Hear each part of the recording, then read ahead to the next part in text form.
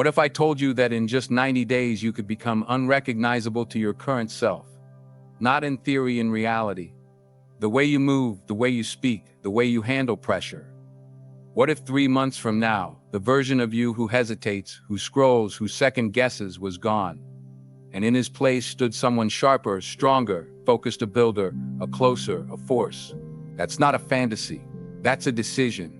And if you're serious about making the next 90 days the most powerful, most disciplined, most transformative season of your life, you're going to have to study this video from start to finish.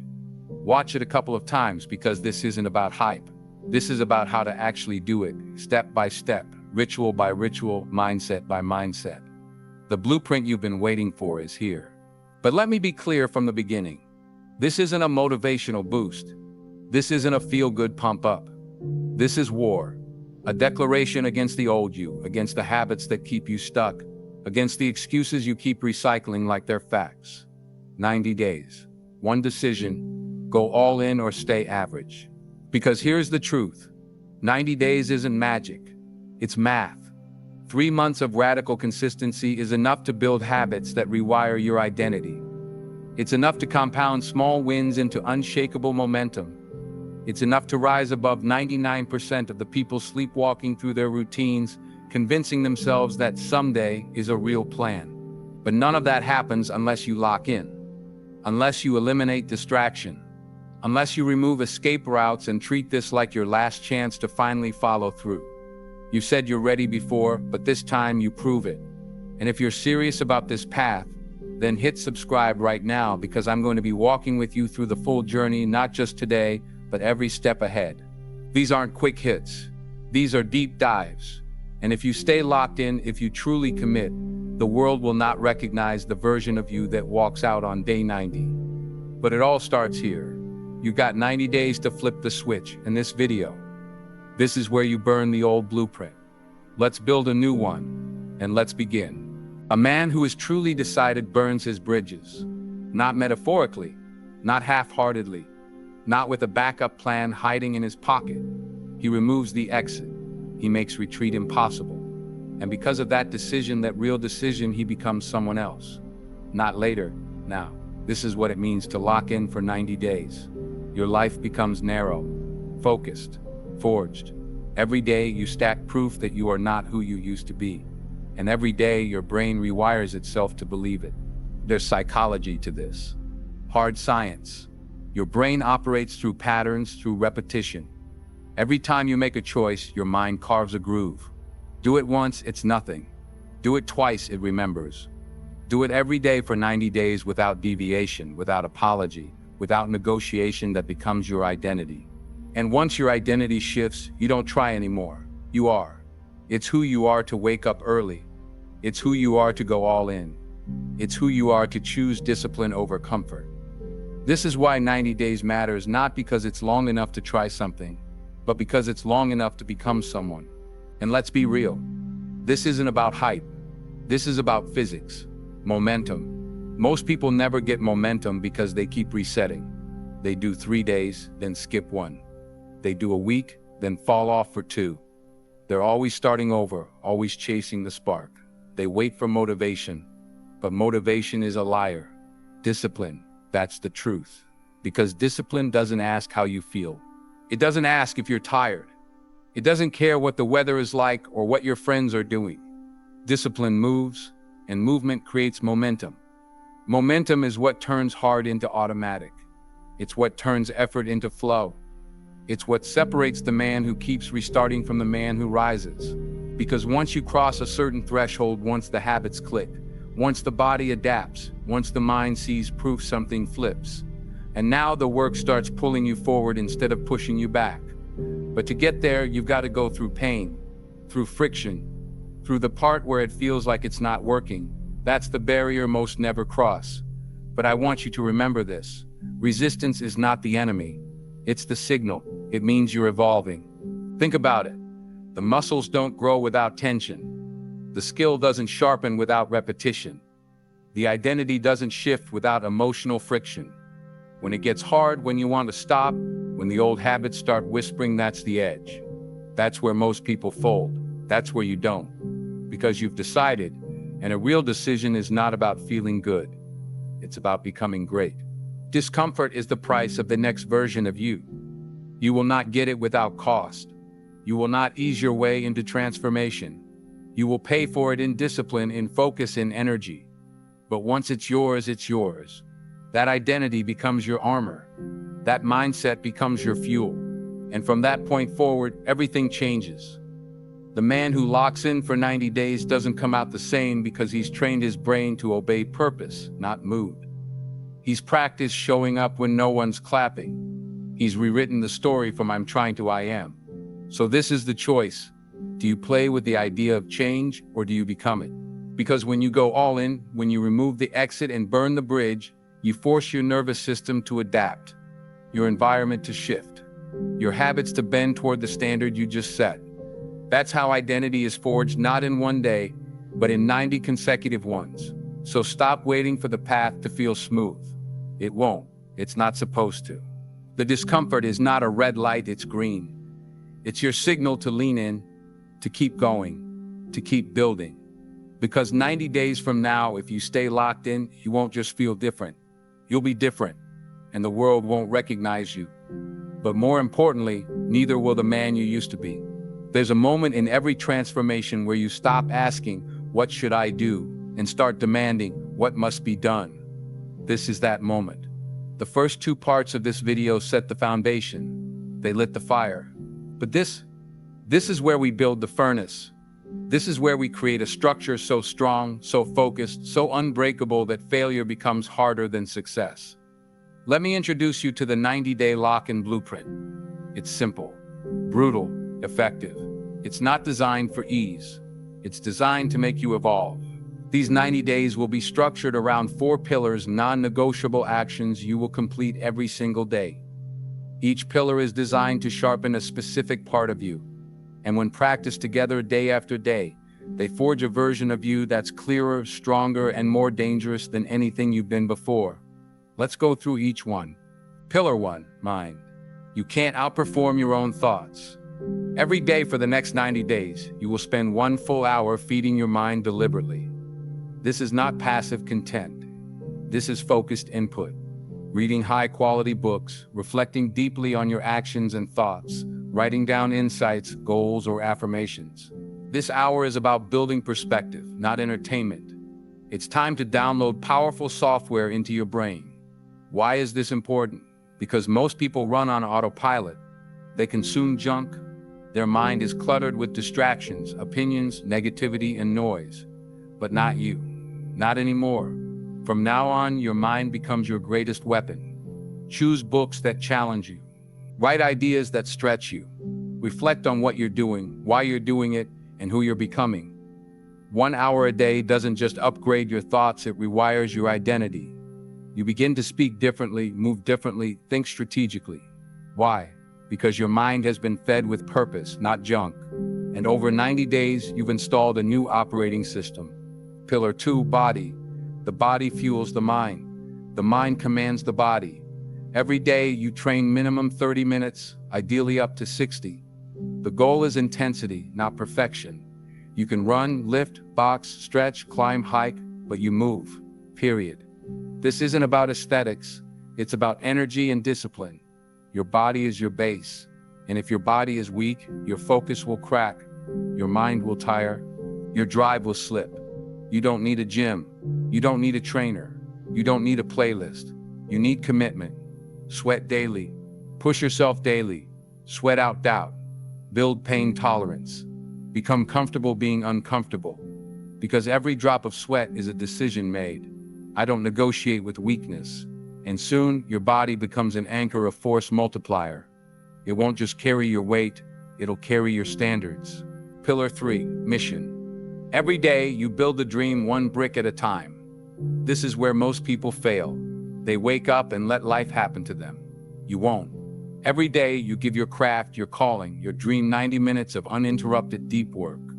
No distractions, no scrolling, no checking your phone. 1.5 hours minimum. If you're a writer, you write. If you're a business builder, you build. If you're learning a new skill, you train. And if you don't know what your mission is yet, Finding it becomes your mission. You read, you journal, you try. You start building anyway.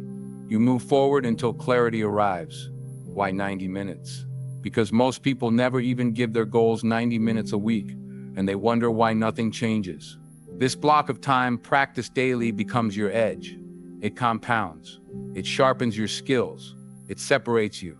90 minutes a day equals 105 hours in 70 days. That's a part-time job's worth of mastery. This is where you build what they can't see yet, and when it's done, they'll feel it. Pillar 4, stillness. If your mind is never still, your potential is never clear.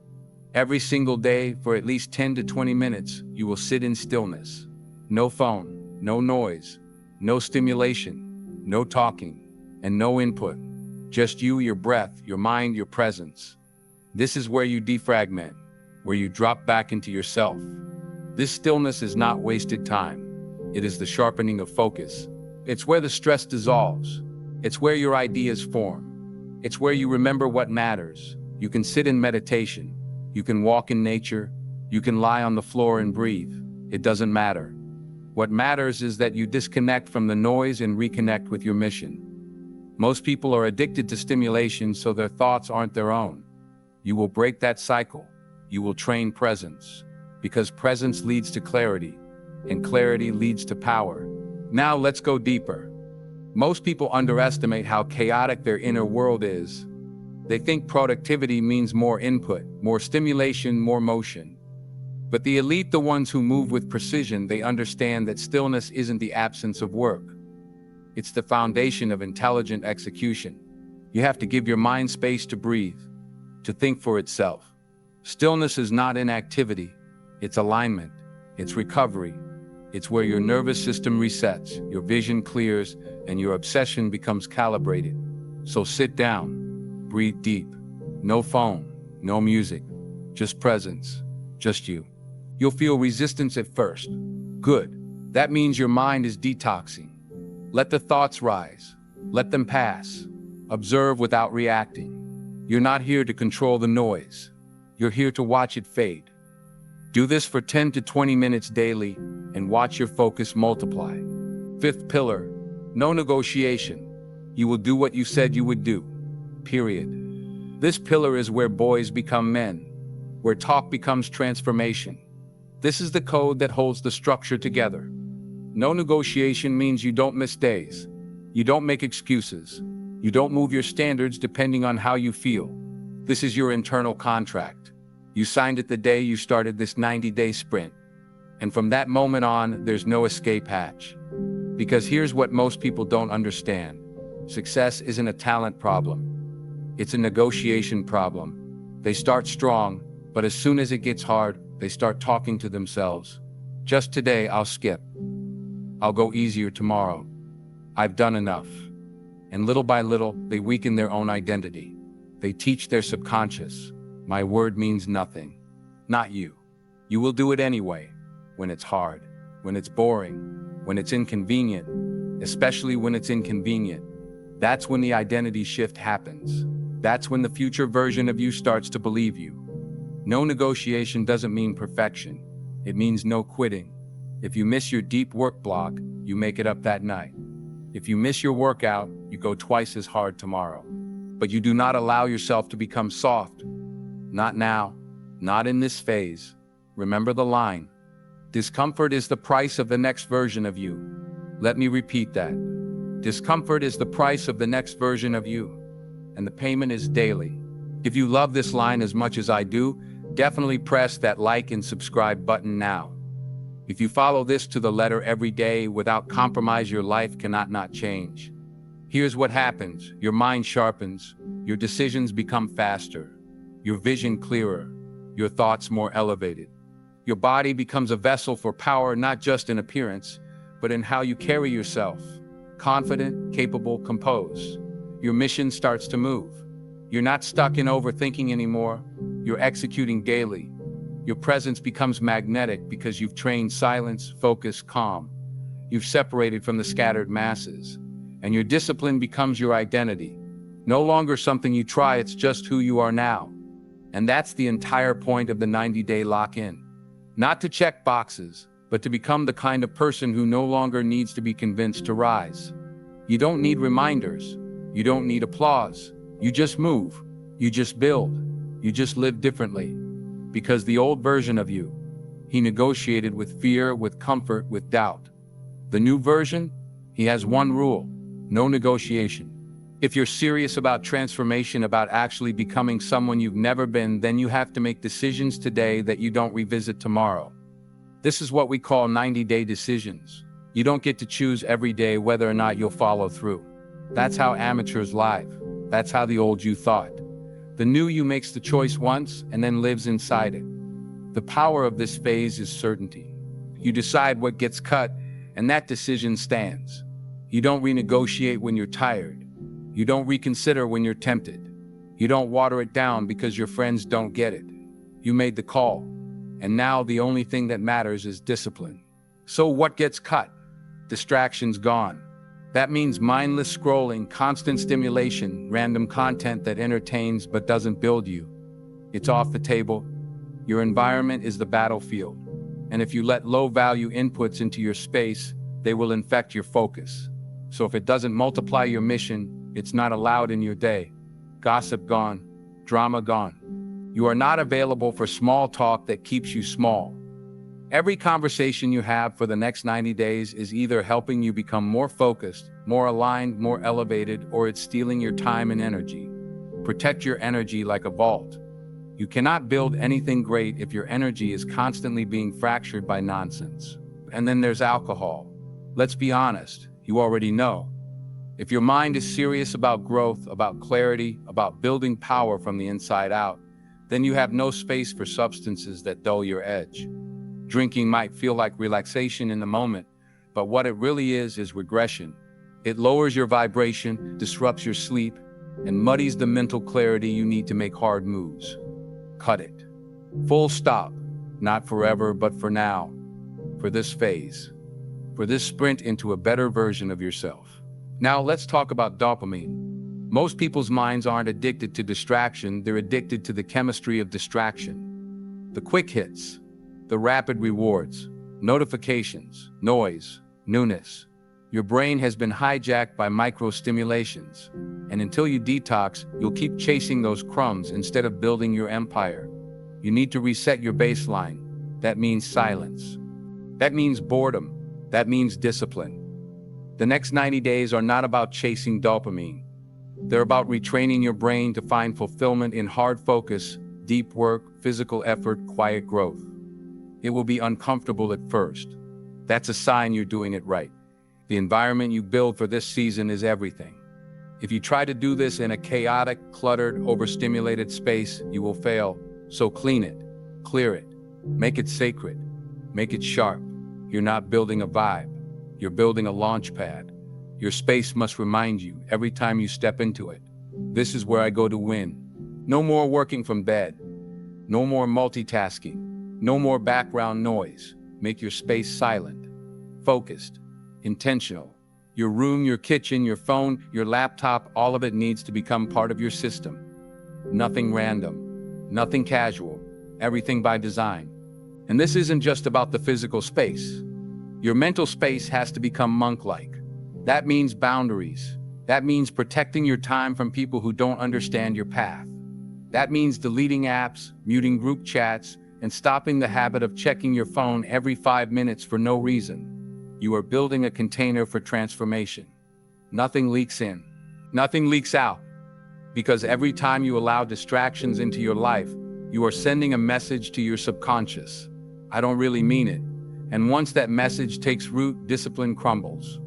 But when you wake up and follow through, even when no one's watching, even when it's boring, even when it's uncomfortable, you're sending the opposite message. This is who I am now. That's how you rebuild your identity, one act of alignment at a time. Your mind does not need more motivation. It needs orders. You have to stop letting your mood drive your behavior. You have to stop checking in with your emotions before taking action. You must become the kind of person who moves regardless of how they feel. Because if your moods run your life, your results will always be inconsistent. This is the season of commanding yourself, of reprogramming your thoughts to serve your vision. not your weakness, not your cravings, not your fear, your vision. So decide now, what are your non-negotiables? What are you cutting? What are you keeping? What gets your energy and what never will again? And once you answer those questions, you live inside the answer. You lock it in and you move. Because this is not about discipline for discipline's sake. This is about becoming someone who finally finishes the mission. Most people fail not because they're weak, but because they're inconsistent. They start strong, they get excited, they write goals, buy the planner, watch the videos. But when the emotion fades, so does their action. And that's the core problem. They rely on motivation. They wait to feel ready. They wait to feel inspired. But motivation is a mood, and moods are unstable. You cannot build an unshakable life on unstable fuel. So how do you stay consistent without motivation? You build from identity, not emotion. That starts with a concept called identity anchoring. This means you stop acting like the person you've been, and you start acting like the man you're becoming. Not someday, now. Not when you feel confident, not when the results show up. Right now, today, you carry yourself like someone who has already earned it. You don't try to become disciplined, you are disciplined. You don't hope to be consistent. You live as if consistency is your natural state. Why? Because behavior follows identity. If you see yourself as someone who quits, you will keep quitting. If you see yourself as someone who follows through, you'll do it even when it's hard. The key is to act from that place every single day until your actions rewrite your self-image. It's not about faking it. It's about becoming it one decision at a time. Next, stop obsessing over goals. Set them once and then forget them. Shift your focus from goals to systems. A goal is a destination. A system is the vehicle that gets you there.